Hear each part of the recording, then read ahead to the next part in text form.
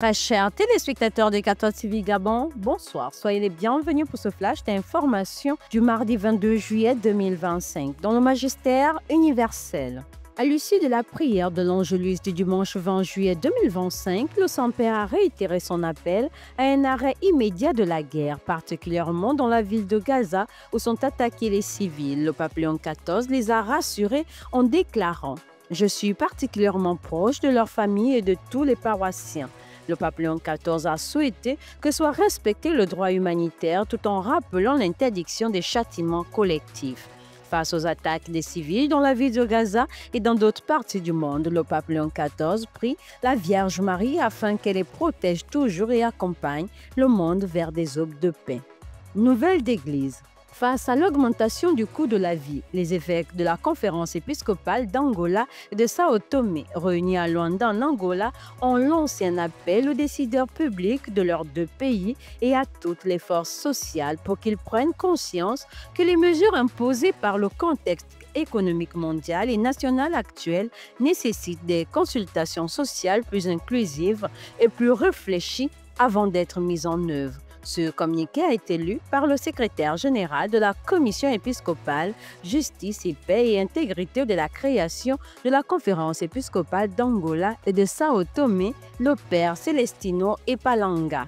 C'est donc une réalité qui inquiète les évêques du fait qu'elle pénalisera les populations déjà asphyxiées par de multiples impôts.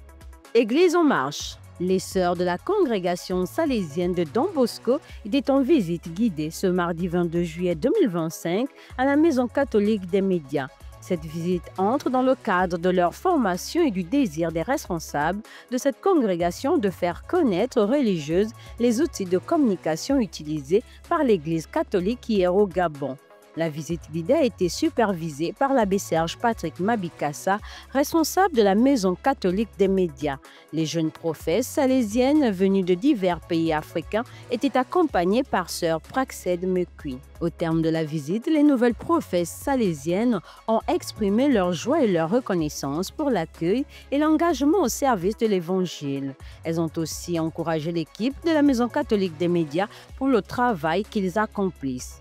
Dans la joie de la présente visite en la fête de Sainte Madeleine, première témoin de la résurrection, le responsable de la Maison catholique des médias a, au nom de toute l'équipe de la rédaction, remis aux hôtes le numéro 11 du journal Le Chemin, nouvelle parution lue en ce mois de juillet 2025. Une tradition respectée le lundi 21 juillet 2025 avec les membres du renouveau charismatique catholique de la cathédrale Notre-Dame de l'Assomption Sainte-Marie qui ont eu un temps de prière et d'adoration. En cette période de vacances, la flamme reste allumée pour tous les participants à cette louange à Dieu.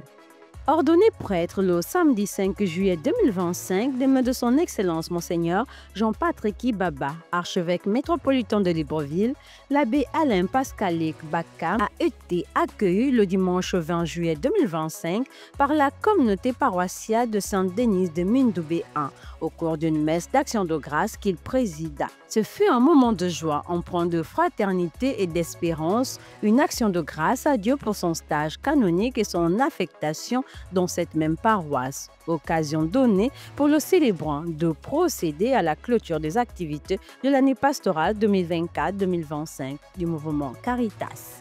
Dans le diocèse d'Oyem, le samedi 19 juillet 2025 dernier, Monseigneur Jean-Vincent Ndoyen, évêque du diocèse d'Oyem, a procédé à la dédicace de la nouvelle chapelle Saint-Augustin de Mekomo-Kondjen de la paroisse Sainte-Thérèse de l'Enfant Jésus et de la Sainte-Face d'Angon.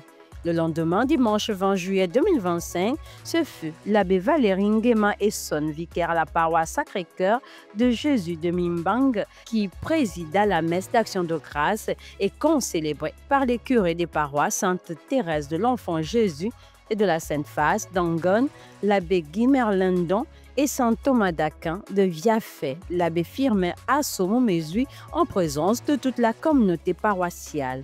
On note que cette chapelle est une œuvre du couple Symphonie et Aurore. Chers téléspectateurs de 14 TV Gabon, c'est ainsi que s'achève votre flash d'information de ce mardi 22 juillet 2025. Nous vous remercions de l'avoir regardé. On marche vers les 200 ans de l'histoire de l'évangélisation de l'Église catholique au Gabon. Gardons la foi, l'espérance et la charité.